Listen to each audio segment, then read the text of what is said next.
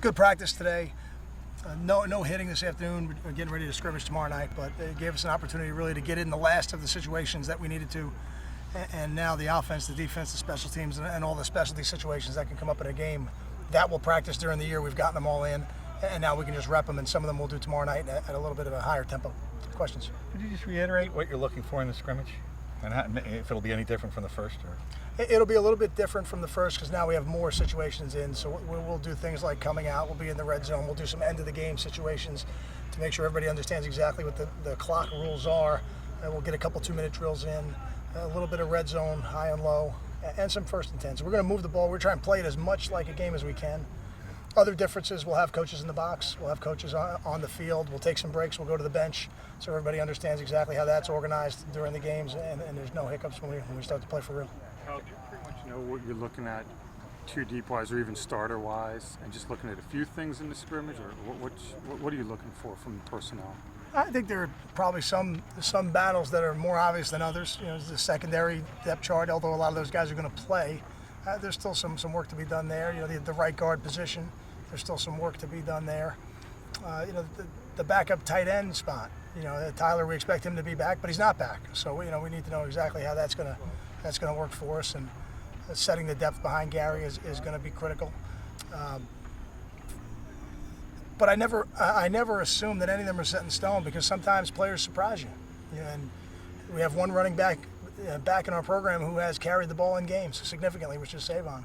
So there's a lot of things to be settled at that position as well, and I'm open to anything, and I think that's the importance of going down in the stadium. It's always a little bit different. The young players, I don't know if they believe me when I said it last week, but they certainly believed me when they got down there. You know, you realize right away it's just a little bit different when you're down in that stadium, and tomorrow night under the lights for the first time for some of those guys, it'll be different again.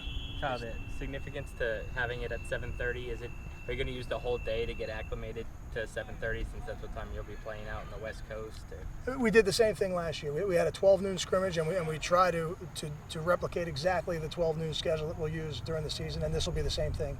The night scrimmage, we will try to keep just about the same exact schedule that we will keep when we're out in Fresno. There'll be a couple little differences, but for the most part, we'll be on the same schedule. Is Des Pecos healthy, and do you anticipate him getting a little more reps tomorrow night? He is healthy. He's ready to go. In terms of a little more, I don't know. That'll depend a little bit on how many plays we're able to play tomorrow and how the drives go. And sometimes I may have one situation scripted one time, but if the drive goes 3 and out, it's only 3 plays. If they drive at 10, you get 10 plays in a drive, it's 10 plays. I'm really more interested in seeing the situations than I am than accumulating plays. Has Justin Goodwin kind of passed him since he's been out? I wouldn't say that. I wouldn't say that. I would say that the depth behind Savon is still very much up in the air. For PJ, for Justin, and for Desmond, they're all going to have a great opportunity tomorrow night, and maybe even as we continue here for the next couple of days. Have you made a change at right guard? You know what? Andre was working in there at right guard. I'm not ready to say that Andre's the starter, but he'll go out there first tomorrow, and he'll get that opportunity, and Chris will play with the ones as well, and Antoine is just about back 100%, and he's going to get opportunities to play there as well, maybe at left side, maybe at right side.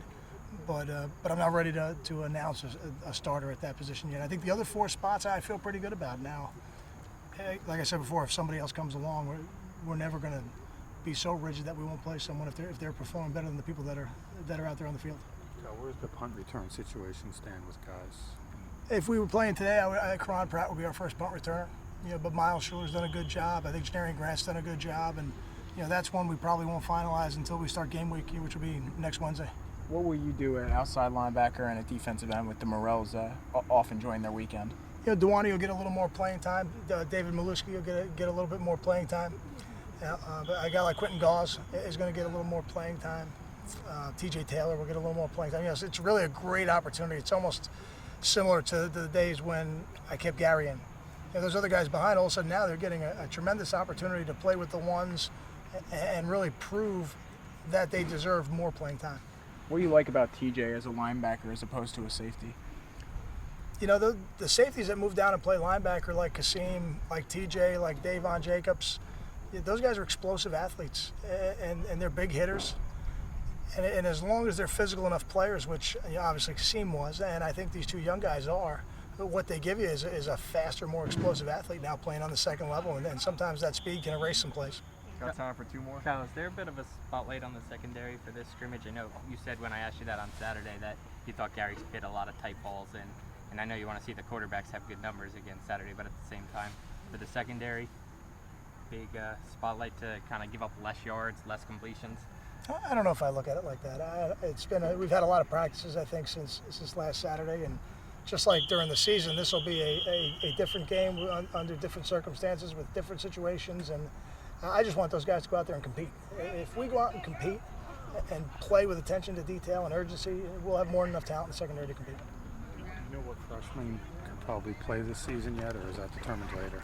That's still to be determined. I think there's some that already have shown that they're going to have an opportunity to prove that. Justin Goodwin would be one. Janarian Grant, I think, is one. Nadir Barnwell, DeLon Stevenson. Those are some that right now I think are trending more towards playing than anything else. But that's not. Last year this time I may have said the same thing about Stephen Longa, and then he had a high ankle sprain, and by the time he came back, we were in a pretty good shape. We didn't need to do it, so that was a little bit of a luxury.